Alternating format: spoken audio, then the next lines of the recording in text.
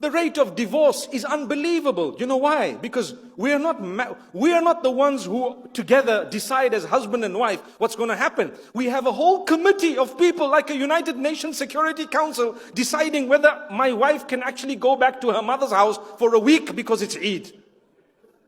And there's one guy who has the veto power. Yeah, and that's not even your spouse. It's a fact. I'm sure we relate to what I'm saying. So my brothers and sisters, learn. If you're a parent, let things happen. It will not happen your way. You don't belong to this generation. They're waiting for you to die, by the way. I promise you. I promise you. If you are a person who is making others' lives difficult, I swear, probably they are hoping, if they haven't already made a dua against you, that you go ASAP. We used to hear many years ago that when Malakul Maut comes to a community, he takes people in odd numbers. This was just something random. It's not true, actually. But people used to say, you just watch. When they go, 3 go, 5 go. So when the first one goes, they say, oh, I hope he passes by this side here. Subhanallah, may Allah grant us ease. That shouldn't be the case. Live your life in a way that your children pray for you. They love you. They want you to live long because you're such a loving person. They will make mistakes. You have every right to guide them. You should advise them, but in the sweetest, most loving, most beautiful way, in a non-interfering way. When I say interference, you know what?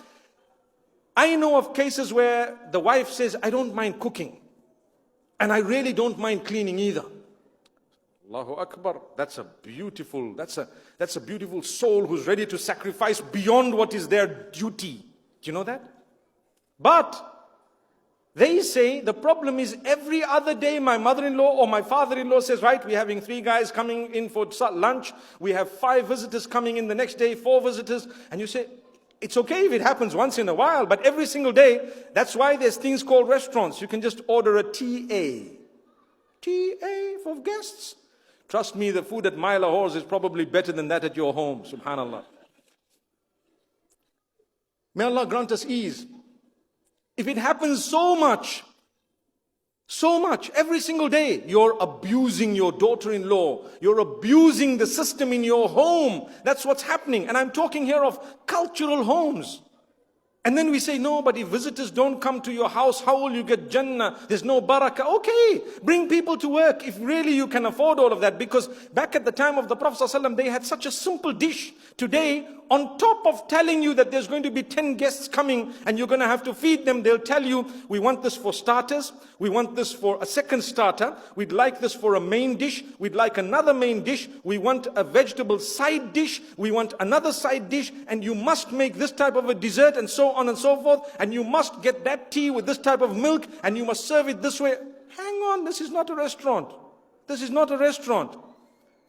Make it simple. I tell people, you come to my home for a meal, you're going to get one thing. That's it. That's it. Meal. You're not going to get 5, 10 dishes like we're exotic, wealthy people who've never ever lifted a spoon. No, we work hard.